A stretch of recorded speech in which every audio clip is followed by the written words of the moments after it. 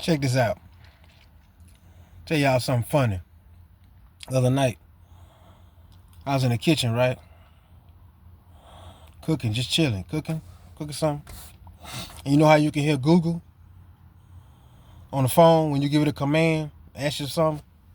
So, I was in the kitchen and I heard my son's phone. And Google says, how to sneak out of the house in the middle of the night. Right? So I heard that, right? So I said, so I walk in the room where he was, and I go over there and sit beside him, just nice and good, smile. I said, man, excited. He's like, hey, Dad. He said, what's up, Dad? Man, when we gonna do this? So I'm like, when we gonna do this, man? When we gonna do this? He's like, what? What, Dad? What we gonna do? When we gonna sneak out the house in the middle of the night? And he looked at me and smiled. He couldn't do nothing but say, well, I was just looking at it on my... Right, you was, huh? So I said, he looking at YouTube videos. How to sneak out of the house in the middle of the night. I'm like, what are you looking at that for? But anyway, it's my 22-year-old. But he ain't sneaking nowhere. But it just got me off guard. I said, wait a minute. I asked him, when we gonna do this? So, you know, life is short. Plain. Life is very short. And a lot of times when we on our mission, we feel guilty for being on our mission.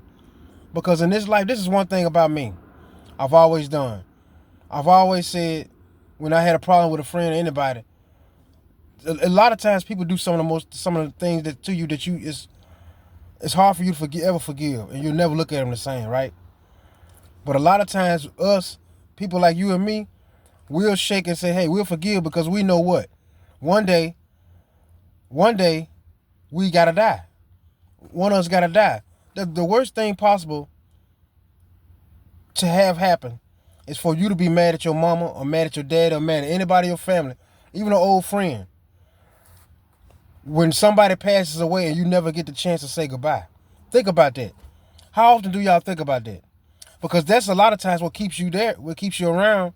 You love unconditionally, and no matter what people put you through, you love. And it's like, you know, one day either you gonna go or they gonna go, and you don't want to go to your grave like that. But in this life, it's emotions. It's things that take place that you can't control. You can't control that you get mad because you keep getting people taking advantage of you, or people sabotaging you, people trying to outcast you and keep you bonded to them.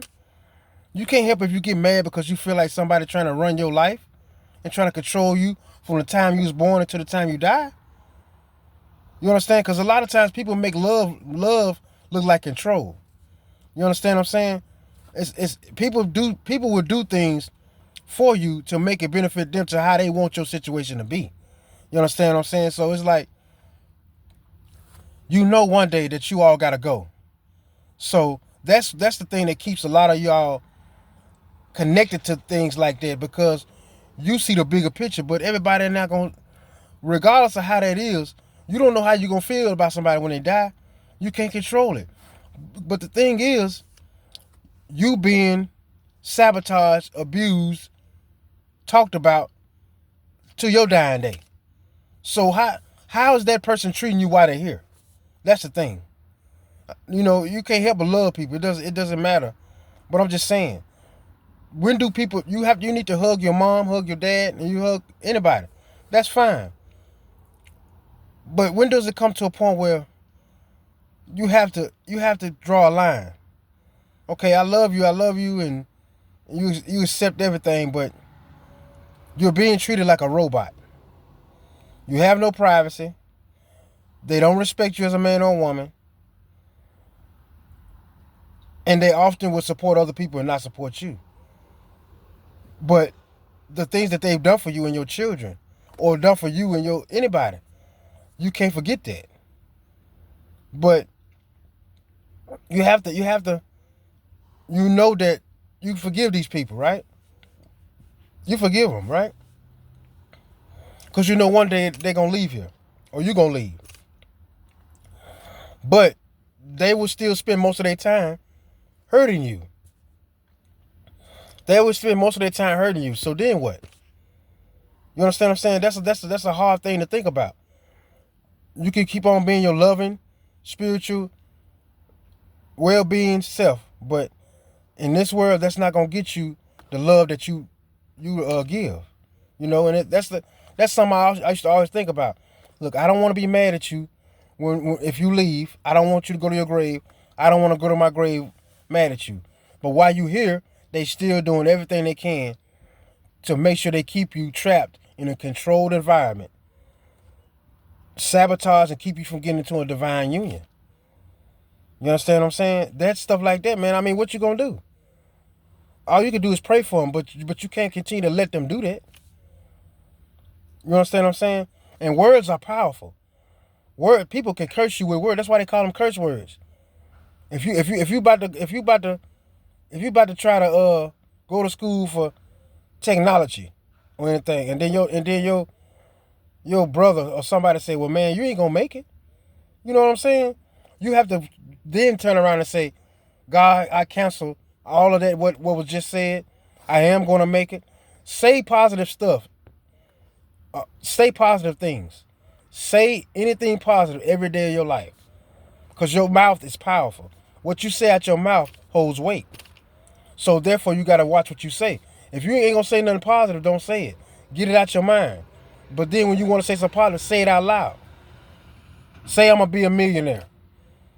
Say I'm gonna get married in a few years. Say anything possible come out your mouth and watch how it works.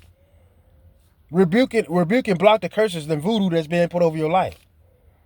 Because that's what's being done. And by you continue to pray and rebuke those things, it knocks it out because you are powerful. And I know we done got caught up in a lot of this. This hip hop is taking over the world right now because we got a lot of back and forth going. But let's just be honest about this, y'all. That's shadowing and that's taking away from what we really need to be concerned about. And that's these people coming from over, these immigrants coming over here, taking jobs, they felons. It's a shame that they letting people from other countries just come over here. But they got children in all these camps being held captive and can't get away. They got all these kids underground and can't get away. World War III. That's what we need to be concerned about. Because that's exactly what we on our way to. And all of this hip hop and rapping going back and forth, it's fun and games. But they trying to distract you from the end game. Which is the powers that be trying to end you. Depopulate you. See, it's easy. We can talk about J. Cole, Rick Ross, and Drake and all these people doing all this dissing. But when we are being tortured and when we are having our house kicked in and they trying to take our kids to FEMA camps, you know what Rick Ross and you know what Drake and J. Cole and all of them are going to be? In their mansions, chilling. You see what I'm saying? They know what time it is. We got to remember what time it is. The war is on us. They want to get rid of us. Depopulate us. There's too many of us here. They want us gone. So we have to remember that. We can refocus and get our minds right and understand that it's a bigger thing going on than what this hip hop mess is doing. These people coming over into this country freely, doing whatever the hell they want to do. Innocent children still being trafficked and being did any kind of way. They letting these people go freely. You ain't letting none of them kids out of the Africa village that's being held hostage. You ain't letting none of these kids out of these abandoned Walmarts. You ain't doing none of that. They know what time it is. World War III is all these people coming over here.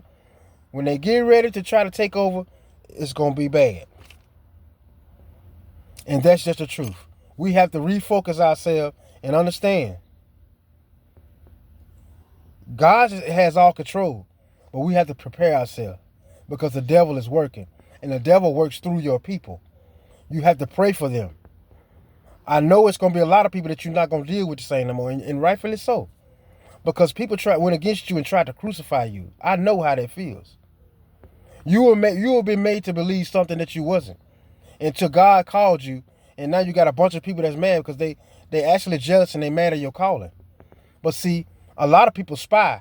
They already know your calling, so they try to get a head start on you and block you. That's why all the obstacles came in your life.